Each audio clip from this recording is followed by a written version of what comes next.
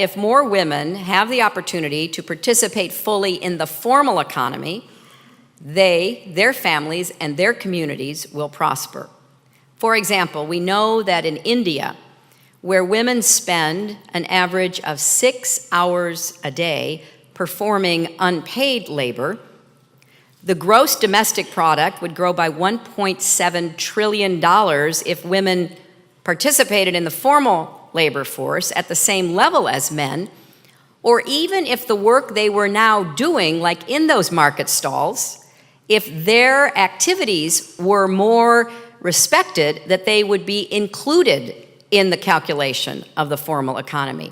Now, I know there must be some economics students here, and I hope you will think about this issue. How do you evaluate the work in the so-called informal economy? Because yes, we do want more women to move from the informal economy to the formal economy. That's what the council is focused on.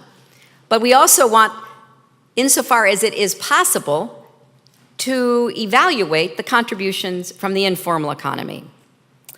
Now, unfortunately, a new global report released just this week again confirmed that despite some small improvement, the gender gap in economic participation and opportunity remains high around the world, and the consequences are significant.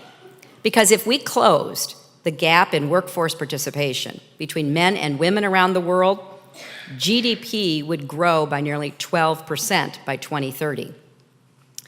So at the State Department, as we began to try to integrate women's participation, opportunities, and rights into our foreign policy objectives, we began to look for and ask for the creation of more data. Because if you present this kind of data about what it would mean for the gross domestic product of nations and regions and even of the world, that is accessible and compelling, heads start nodding even among skeptical leaders in both the public and the private sectors. That's why at the Clinton Foundation, my daughter Chelsea and I are heading up an initiative called No Ceilings.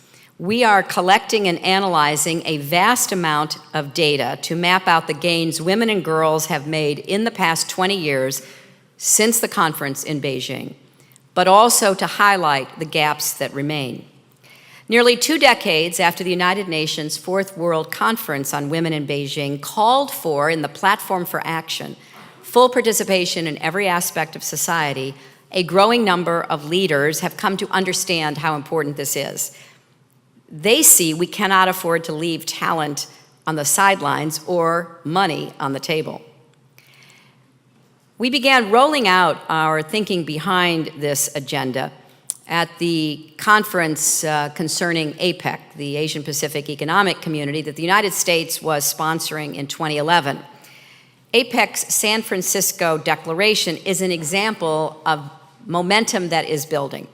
It focused on the most serious obstacles facing women in business: access to capital, access to markets, skills training, capacity building, and leadership. And these challenges have guided the work of this council as well. Let's look at 2, access to capital and leadership.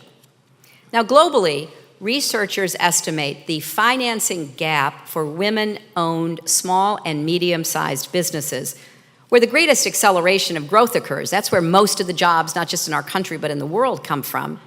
That gap between financing women's businesses and men's businesses is around $285 billion. Yet we know that if more women had access to credit, more businesses would get off the ground, more jobs would be created, more revenue generated. Similarly, women still face fewer opportunities to rise up the corporate ladder and hold leadership positions. Only 5% of the CEOs of Fortune global companies are women. This is despite the fact that it's now been very convincingly shown that when women have a seat at the corporate board table, their perspectives often improve corporate governance and performance. Through our council's partnerships and our programs, we've made some encouraging progress in these areas, but we know there's more to be done. Laws and regulations are still on the books in more than 100 countries that limit women's economic participation. There's a substantial gender gap in internet connectivity and mobile use. That limits women's abilities to take advantage of new opportunities. And as our economies evolve and more women do enter the workforce, new challenges emerge.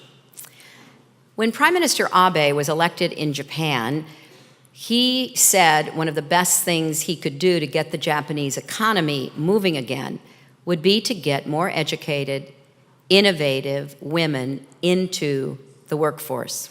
He called it women economics.